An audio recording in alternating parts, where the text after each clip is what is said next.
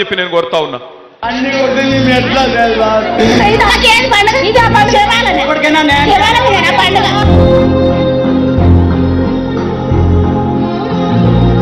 అయ్యా రేవంత్ రెడ్డి గారు మీకు ఓటేసి గెలిపించినందుకు మాకు శిక్ష చేస్తారా? మాకు చెప్పండి అయ్యా, గెలిపించండి.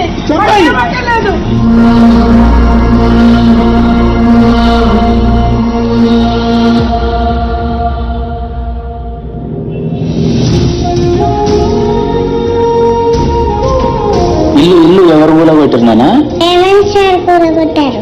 అప్పుడు మేము ఏడుస్తూ కూడా వదిలేరు. నేను మా ఇల్లు కూలగొడితే అప్పుడు బుక్స్ అన్ని పోయినాయి అన్నా. ఎంత బాధపడ్డామో దేవుడా, ఎక్కడున్నావా తల్లి, ఎర్రమ్మా తల్లి.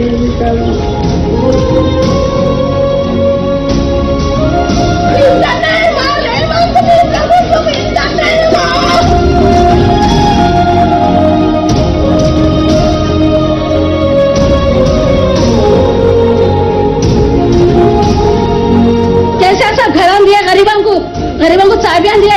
रेवंत रेड्डी साहब आके हमारे घर तोड़ दे रहे लोगों के, हर सौ घर तोड़ दे रहे, हम पैसे लगा के 500 केसीआर साहब तो फुगट में दिए, फिर क्या करे रेवंत रेड्डी? ఇచ్చేది వాళ్ళు, కూల్చేది వాళ్ళు, చంపేది కూడా వాళ్ళతో బోల్ని చంపేది నీకు రోజు.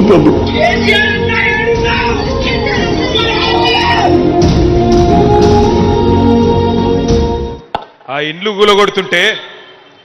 కూలగొడుతుంటే బుల్డోజర్ వచ్చి ఇంటింటికి వచ్చి కూలగొడుతుంటే ఒక తమ్ముడు ఒరుతున్నాడు, కేసీఆర్ అన్నా ఎక్కడున్నావు అని ఒరుతున్నాడు ఒక తమ్ముడు.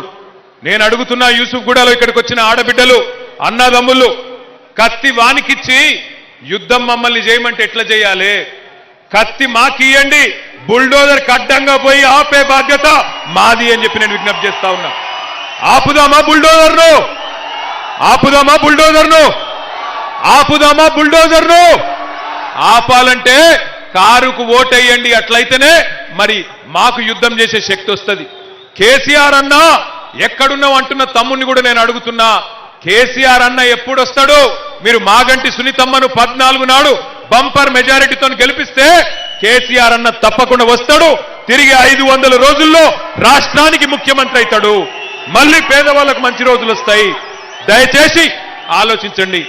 రేవంత్ రెడ్డి వచ్చినట్టు మన యూసుఫ్ కూడా వచ్చి అంటుండంట, ఇంకా 3 ఏళ్లుంది నా ప్రభుత్వం అంటుండంట.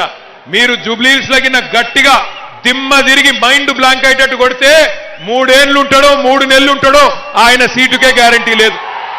3 ఏళ్ళు అంత సినిమా లేదు.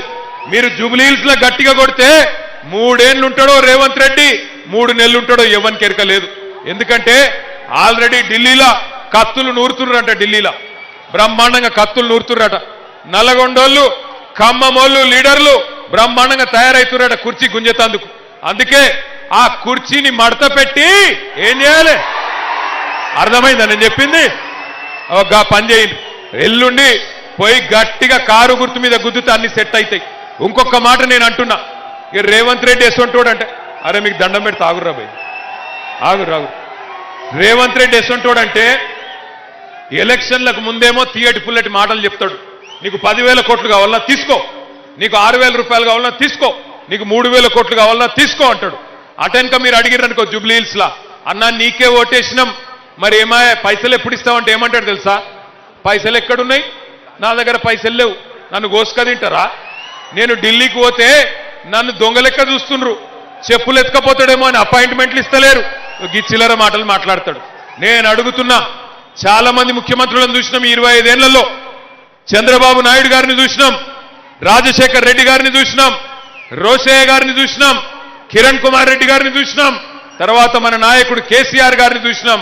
ఎన్నడన్నా ఒక్క ముఖ్యమంత్రి ఇంత చిల్లరగా, ఇంత దివాలాకోరు మాటలు మాట్లాడిన ముఖ్యమంత్రి ఇంకెవరు ఉన్నారా? మీరు ఏమాయన్నా 2,000 పెన్షన్లు అంటివి, 4,000 చేస్తా అంటివి, 2,000 పెన్షన్ను ఎప్పుడు ఇస్తావంటే నీ లాగుల తొండలు ఇడిచి పెడతా అంటాడు. ఏమాయన్నా మరి 6,000 పెన్షన్ అంటివి కదా, ఎక్కడ బాయ్ అంటే నీ గుడ్లు వీకి గోటీలు ఆడతా అంటాడు. ఏమాయన్నా తులం బంగారం ఇస్తా అంటివి, ఏం సంగతి అంటే